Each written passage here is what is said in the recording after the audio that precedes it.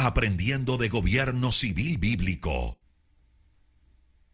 Si ¿Te se has humillara mi preguntado pueblo. cuál es la forma de gobierno correcta propuesta en la Biblia para una persona, una familia y una nación?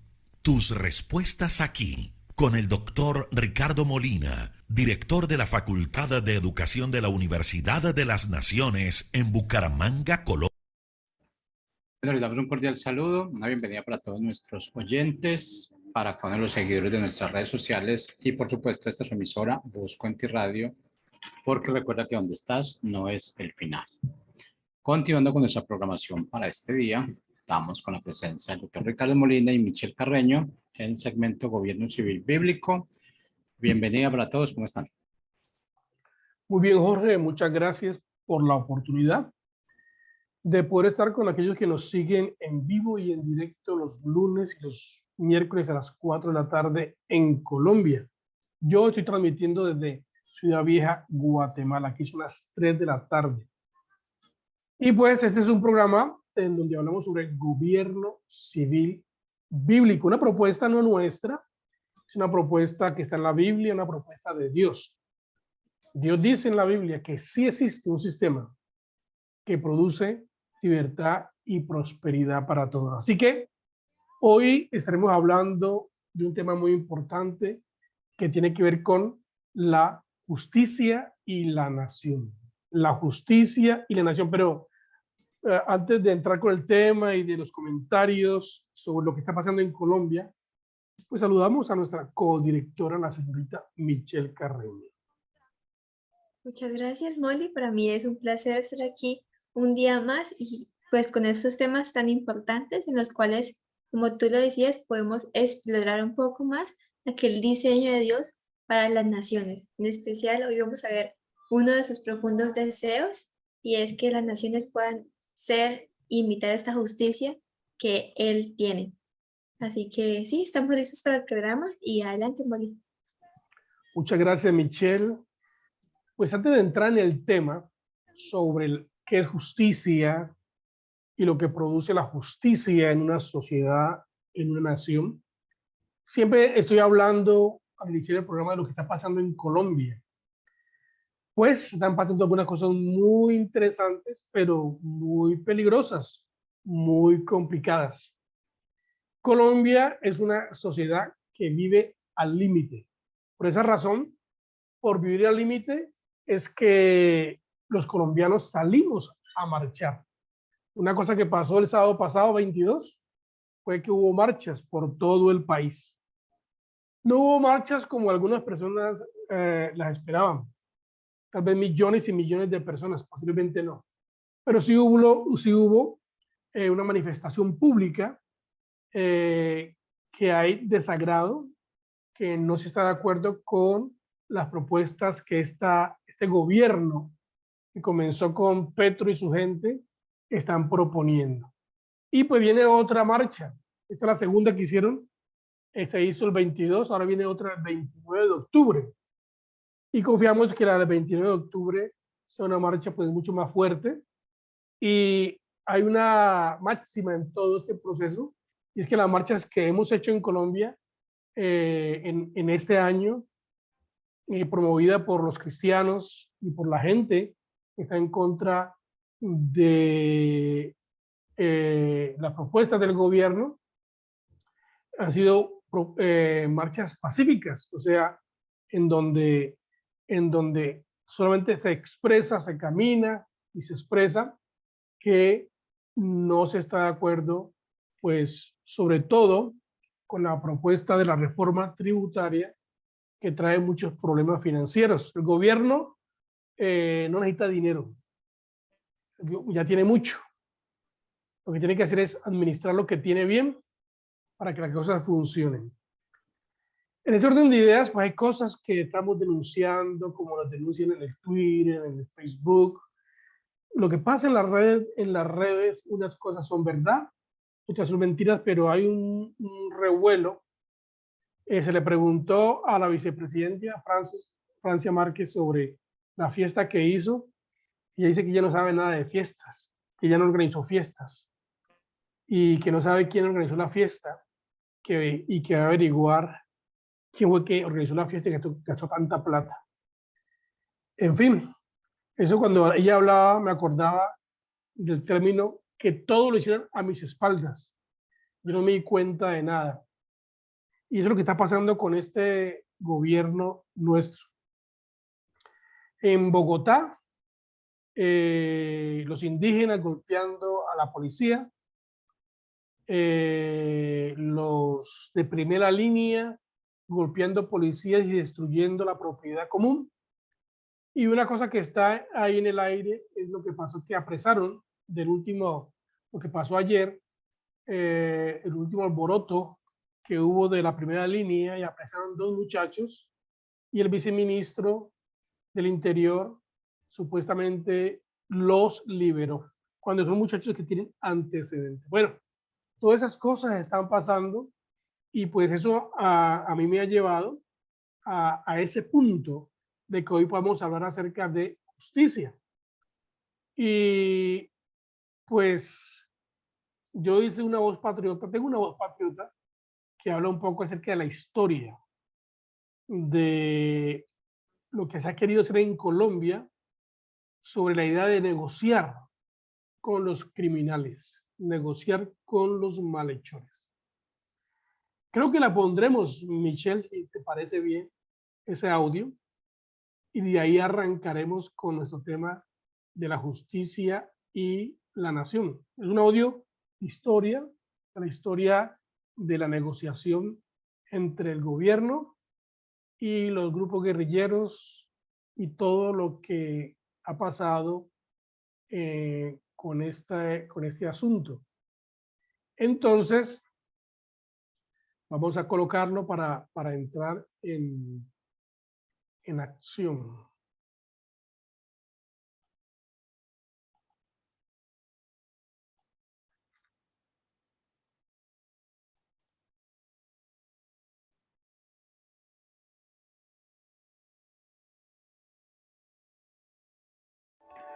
Mi nombre es Ricardo Molina y esta es mi voz patriota. Negociar con los malhechores no funciona. Para poder entender de una mejor forma el error que los gobiernos cometen al iniciar procesos de negociación con los que están fuera de la ley, supuestamente buscando la reconciliación y la tan anhelada paz, emblema fantasioso de los politiqueros de turno.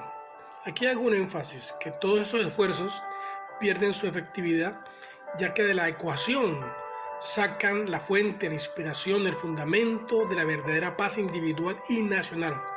Sacan a Dios. Recordemos un poco la historia de Colombia en estos intentos de reconciliación. La FARC-EP nace en el periodo denominado la violencia, resultado de la lucha entre liberales y conservadores en 1964. En 1984 se suscribió el primer acuerdo de cese al fuego entre la FARC-EP y el gobierno nacional en el municipio de La Uribe Meta, con Belisario Betancur, presidente conservador. En agosto de 1984, el M-19 había hecho una alianza con el Ejército Popular de Liberación para llevar a cabo negociaciones con el gobierno, que posteriormente se rompió. En 1985 se creó la Coordinadora Nacional Guerrillera, en la que participaron el EPL, el Movimiento M-19, el Partido Revolucionario de los Trabajadores, el Movimiento Armado Quintín Lame, el Movimiento de Integración Revolucionario Patria Libre y el Ejército de Liberación Nacional. Por su parte, la FARC-EP se lanzó a la lucha democrática con la creación de la Unión Patriótica. Este partido llegó a ganar 23 alcaldías propias y 102 en coalición. El movimiento armado Quintín Lame fue una guerrilla indigenista originada en el Cauca, que aparece públicamente el 5 de enero de 1985 con la toma de la población de Santander de Quilichao. Los acuerdos a los que se llegó con esta guerrilla fue la entrega de un subsidio mensual. Estos años de conversaciones, treguas, acuerdos y de procesos de paz adelantados con los diferentes grupos guerrilleros llegaron a su fin hacia la segunda mitad de la década de los 80. En 1987 se crea la Coordinadora Guerrillera Simón Bolívar. En 1988 el M-19 realiza el secuestro del ex candidato presidencial Álvaro Gómez Hurtado.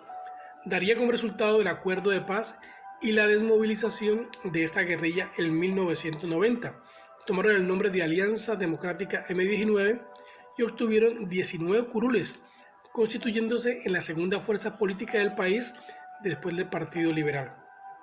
El EPL, el Quintín Lame y el PRT entraron en conversaciones con el gobierno nacional, las cuales se aceleraron a lo largo de 1990 con la convocatoria a la Asamblea Constituyente, ya que su desmovilización se convirtió en precondición para participar con varios escaños en la Asamblea Constituyente. Las Autodefensas Unidas de Colombia surgen en el año 1997, bajo el liderazgo de los hermanos Castaño Gil. En octubre de 1998, en el encuentro del Río Verde, se retoman los diálogos, pero un par de semanas más tarde se da la masacre de Machuca. Esta tragedia conlleva la suspensión de los diálogos. En 1999, Andrés Pastrana inicia su plan de negociación con la FARC, denominada Política de Paz para el Cambio. Después de 3 años de negociación, el proceso llegó a su fin cuando en el 2002 fue secuestrado el excongresista Luis Eduardo Echem. El 24 de noviembre de 2016, el acuerdo de la paz del presidente Juan Manuel Santos y la FARC-EP, en donde supuestamente se termina con este grupo guerrillero concediéndole 10 curules en el Congreso de la República de Colombia. A este proceso se le conoce también como la falsa paz. Cualquier iniciativa para negociar con los malhechores, bien sea del gobierno o de cualquier otra agencia de la sociedad, termina con la exigencia continua de los malandros reflejada en violencia y sublevación a las autoridades legales. Así que el principio aplicable debe ser castigo de acuerdo a sus hechos para los malvados, incluyendo la restitución a las víctimas, lo cual se reflejará en justicia y paz para todos. Con los malvados no se puede negociar, no funciona.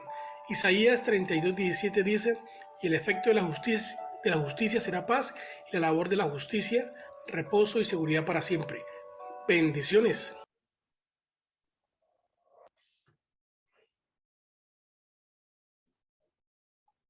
Bueno, ¿qué te parece, Michelle? Arranquemos hablando sobre pues, la historia. Lo que he tratado de hacer ahí es narrar un poco de la historia en el proceso de los gobiernos que han pasado, tratando de buscar la paz. Pero en la narración, lo que he querido decir de este proceso, lo que se ha hecho es darle a los guerrilleros, a los malhechores, a los malvados, es darles muchos privilegios, cada día más y más privilegios. Pero me acuerdo, el audio me acuerda, pues la historia es buena por eso, nos muestra que no es la primera vez la historia en donde los comunistas se han tomado cierto poder dentro del gobierno, del Congreso. Y pues, gracias a Dios, eso no ha funcionado, no se ha desarrollado en la magnitud. Ahora estamos en peligro porque estamos en las mismas y pareciera que esta idea comunista, socialista, de injusticia, está tomando mucha fuerza. Bueno, estaremos hablando sobre esto porque la idea es que si en un gobierno, una sociedad, Michelle, no hay justicia, entonces en ninguna manera habrá paz. Sí, Molly, y también en base a este tema podemos hablar y concluir que una sociedad sin Dios y sin ese estándar de la palabra de Dios no sabe qué es lo justo. Y esto funciona tanto para la nación en general como también para los individuos. Y me gustaría presentar un caso, y es porque ahorita está muy de moda una serie de Netflix que habla sobre, bueno, un asesino serial que es Jeff Dahmer. Y encontré este artículo en el cual, bueno, él en sus últimos momentos dice la historia que fue bautizado y un montón de cosas. El punto es que en un punto de su vida quedó registrado que dijo esta frase que ven en pantalla. y es que si no hay un Dios ante quien ser responsable, ¿cuál es el sentido de mantener una conducta buena y aceptable? Y después dice, pero Jesucristo es el verdadero Dios y todos somos responsables ante Él. Se dice Michelle, la que, frase no está, no está puesta. dime, La frase no está puesta ahí. ¿Quiere ponerlo? ah, bueno, sí, perdón, creí que estaba compartiendo pantalla. No. Y el punto no es debatir si esta persona lo dijo o no, sino el punto es llegar a la conclusión de que esto es completamente cierto. Y es que si no existe un Dios que sea el responsable de decir qué está bien y qué está mal, pues no tiene sentido que los humanos nos sentemos en una mesa y empecemos, bueno, yo creo que esto está bien, yo creo que esto es justo, yo creo que esto es injusto. Y esto fue algo que se puede evidenciar incluso en los asesinos, como el que realmente al no comprender lo que es justo, porque no fue dicho por un Dios que lo conoce, pues entonces, ¿qué sentido tiene? Y después el teólogo que hace estas diapositivas dice que, en otras palabras, si es eliminada la ecuación de la vida humana o de una nación o de una persona, ¿podría haber virtud y orden ético? Algunos dirán que sí y que Dios no es necesario para una vida buena y noble, que es lo que está de moda en estos días. Pero si no hay Dios, ¿cómo saber qué es bueno y qué es noble? ¿Y por qué acciones como las de Dahmer, el asesino del que estábamos hablando ahorita, podrían estar objetivamente mal y ante quién se podría responsabilizar? Y esas son preguntas en las cuales los humanos intentan como, bueno, dar axiomas, que son como proposiciones que decimos, bueno, esto está bien y a partir de eso empezamos a sacar. Pero esos axiomas pueden estar incorrectos porque son partidos desde una cosmovisión humana que es solamente una parte de la historia. Sin embargo, Dios tiene precedentes y no axiomas. Así que sus precedentes sí tienen un sentido de verdad y podemos decir que son verdad porque los vemos aplicados en toda la historia, pero también porque conocemos que Él conoce todas las cosas y que en Él está la verdadera justicia. Entonces, este es el por qué una nación no puede y una persona no puede comprender qué está bien y qué está mal y qué es justo y qué es injusto si no conoce a aquel que es justo. Seguro que sí. Ese es el dilema del ser humano, el dilema de los filósofos modernos, quienes quieren hacer una sociedad, entre paréntesis, justa, correcta, sin la base de la interpretación o el significado correcto de justicia. Porque si el hombre define justicia en su humanidad y en su limitación, pues lo va a definir sin un principio realmente fuerte, y cada hombre pues va a tener una definición diferente dependiendo de su trasfondo, dependiendo de lo que cree, dependiendo de su nivel intelectual, dependiendo de muchas cosas. Entonces, pues sacar a Dios de la ecuación, pues ya entra la persona o la sociedad en un problema. Bueno, en eso estamos hoy en día en Latinoamérica, y en este mundo hay una lucha de poderes entre la luz y la verdad. Está muy fuerte el humanismo con sus filosofías, tratando de aplicar lo que no ha funcionado históricamente. Eso es lo más triste, porque la historia demuestra que una sociedad en donde no hay principios, no hay conceptos, donde no hay valores, fundamentos estables, entonces entra en caos. Y el hombre en su angustia pues comienza a definir y a decir, hagamos esto y hagamos lo otro, y verán que las cosas funcionarán bien. Yo me acuerdo antes de que Petro fuera presidente, una de sus propuestas que tuvo para eliminar el robo de celulares. Petro dijo que para eliminar que se roben los celulares, había que darle a los que roban celulares un celular, a cada joven ladrón un celular. Bueno, esa es su su definición, ese es su razonamiento, porque es un razonamiento ilógico, ¿no? Un razonamiento en donde se premia al que hace lo malo, y cuando se premia al que hace lo malo, nunca dejará de ser malo, porque nunca sabrá lo que es correcto, nunca sabrá lo que realmente vale la pena, y siempre será un dilema. Y esa propuesta continúa, ¿no? Otra propuesta que está ahí en este gobierno de Petro es que se le va a dar 800.000 pesos mensuales a los jóvenes que salgan de la delincuencia. ¿Cómo medir quién sale de delincuencia y quién no? Pero esas son las propuestas ilógicas, irrazonables, cuando las personas tienen una idea incorrecta de justicia.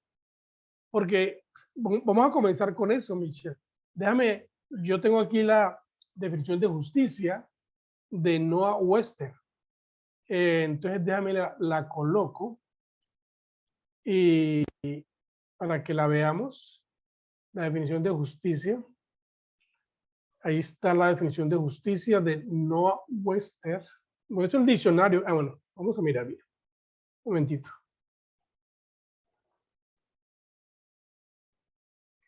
Muy bien.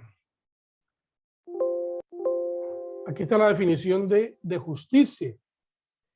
Cristiano, ¿no? Es en el ámbito de las escrituras, la justicia es la ley inmutable y responsable de las consecuencias de las acciones.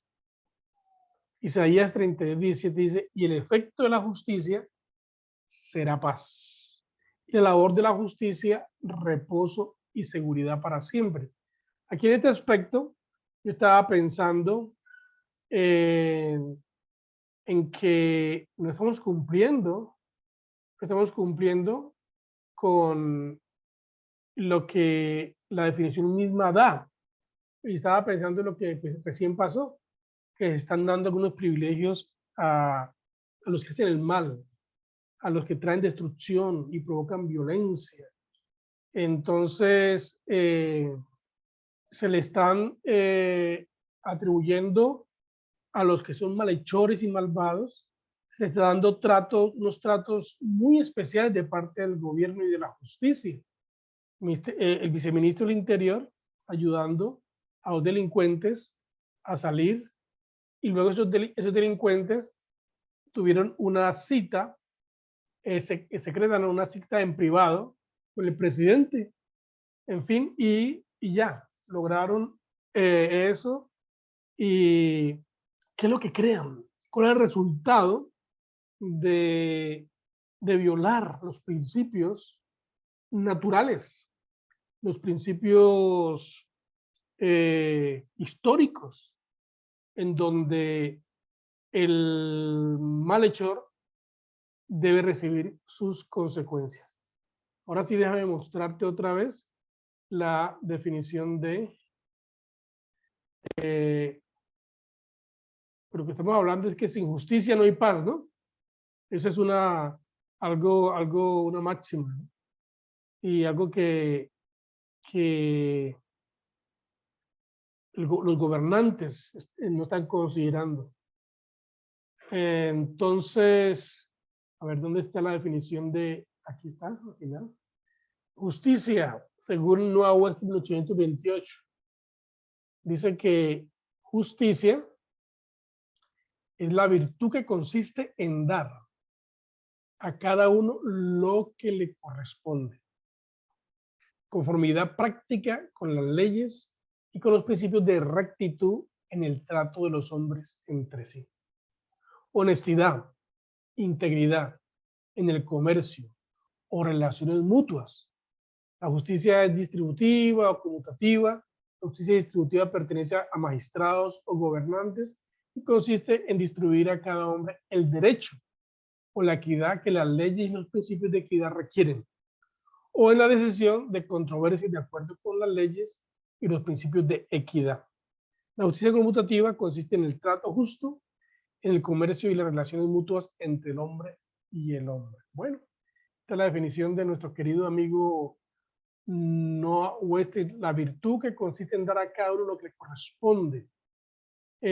Hablemos de esto porque, pues, para eso existe lo que llamamos nosotros justicia, y se eligen personas para que, para que apliquen la justicia, y elegimos representantes en un congreso para que hagan leyes que representen la idea de justicia y no leyes en donde se benefician a los malhechores. Históricamente ya sabemos que nada en las naciones, en las sociedades, ahora aquí en Colombia, cuando se ha tratado de negociar con los malhechores, eso trae un buen fruto. Nunca trae un buen fruto cuando se negocia con los que violan la ley y con aquellos que pues hacen mal a la sociedad. Eso produce el efecto contrario. ¿Cuál es el efecto contrario? En lugar de paz, en lugar de convivencia social, en lugar de armonía, trae violencia. Violencia porque los ciudadanos común y corriente, que no son violentos, al ver que son violados los principios naturales y que no hay quien aplique la justicia, y que en lugar de aplicarla están beneficiando a los malvados, pues entonces el justo o la persona común y corriente pues va a tener que pensar en cómo se va a defender ante esas acciones de aquellos que hacen el mal. Entonces, nunca el no darle lo que una malhechor merece, nunca produce paz, produce violencia. Hablemos un poquito de eso, Michelle. Sí, Molly, y justamente en cuanto a esto, encontré como una reflexión que fue muy profunda y justamente habla de cómo cuando hay injusticia y cuando se intenta, el gobierno o los humanos intentan como mostrar esto, ay, no, es que hay que quitarle el castigo para que no sufra o hay que quitarle el castigo para que no vaya a haber ningún efecto psicológico, lo que crean es un desorden dentro de la sociedad. Y en cuanto a esto, había como un ejemplo y es que nosotros podamos imaginar en nuestras mentes y pensemos en Adolf Hitler, que todos cuando pensamos en él es como, bueno, el hombre más malo de la historia. Y ya creo que todos podemos llegar a ese consenso. Sin embargo, quiero que pensemos en él como si hubiera sido encontrado vivo y que estuviera escondido en Alemania y estuviera ante un juez. Yo creo que si ese juicio se transmitiera por todas las redes sociales y se transmitiera también a nivel mundial y sus crímenes no fueran condenados, aun cuando se dice históricamente que al leer sus crímenes se podría tardar 9 horas en ser leídos, y que un juez diga que a pesar de lo que hizo, merece que lo dejen ir, pues creo que todo el mundo se levantaría y diría que eso es incorrecto. Aun cuando sean cristianos o no, creo que todos podríamos decir que Hitler en este caso necesita un castigo por lo que hizo. Y asimismo, todos en nuestros corazones tenemos una sed de justicia, de que aquel que hace algo malo, que es evidente en nuestros ojos, merece un castigo. Entonces esto nos hace ver un poco también de aquella parte o aquel pequeño atributo que Dios puso en su creación, en nosotros como humanos, en el cual podemos imitar aún una parte de lo que es Él, que es el hecho de que cuando vemos que alguien actuó incorrectamente, sabemos que esa persona merece un castigo y que cuando el gobierno en este caso no da este castigo y hace injusticia, pues el justo es oprimido. Tenaz, mirar pues las consecuencias de querer absolver y sacar en limpio a alguien que ha violado la ley y hace daño a una sociedad. Pues en ese orden, quería mostrarles también otra diapositiva donde hablamos de nuestro amigo John Locke. John Locke y lo que él dice acerca de la importancia que es aplicar la ley. Él dice que las leyes se hicieron para los hombres y no los hombres para las leyes. En el contexto de John Locke, que es el filósofo de la Revolución Americana, él habla pues de que entre los tres poderes que hay en un gobierno, el ejecutivo, legislativo y el judicial, el más fuerte de todos es el legislativo, porque es el que hace las leyes. Y pues las leyes se hacen para eso. Las leyes tienen que ser buenas, tienen que ser correctas, en concordancia a la justicia, a la integridad, a la honestidad, a los principios naturales. Las leyes se hicieron para aplicarla a los hombres. Y bíblicamente, pues la ley se aplica, es para el transgresor, el que hace lo malo, según lo que dice Romanos capítulo 12, capítulo 13, que la ley, que el gobierno civil tiene la espada, o sea, la justicia, la fuerza, y tiene que usarla para aquellos que violan esa ley. Estamos en un dilema serio en Colombia porque pues se están creando leyes distorsionadas.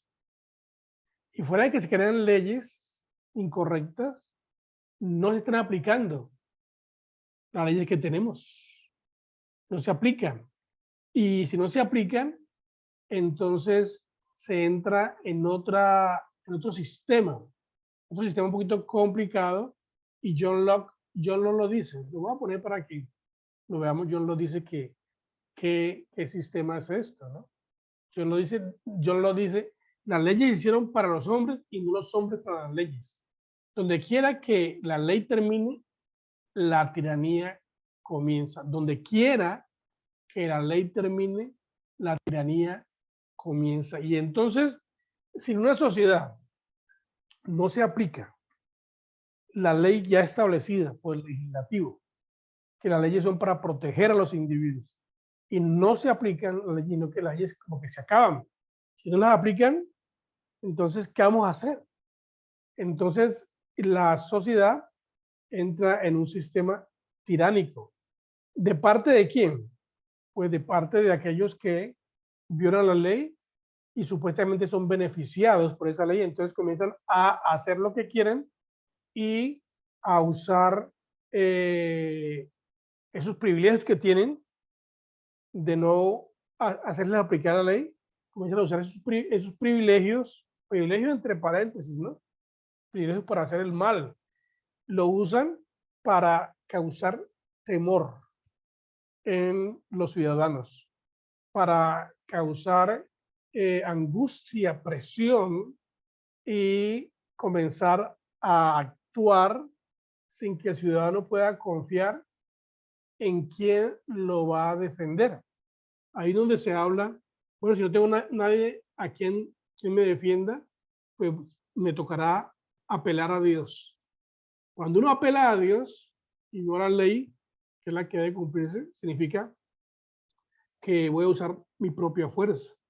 En Colombia, en cierta parte, y muy triste, porque cuando la ley no se cumple, cuando la justicia no cumple, cuando los militares, la policía no pueden cumplir, no cumplen las leyes, entonces, al no hacerlo, comienzan a crear caos dentro de la sociedad. Por ejemplo, ¿qué está pasando, Michelle? Estos días, para mí, a mí muy triste eso, ver a la policía corriendo de los malandros, huyendo de los que están destruyendo la propiedad común. Y no solamente huyendo, sino que están siendo golpeados. ¿Quién defiende? Por ahí decía alguien, ¿quién va a defender a los policías?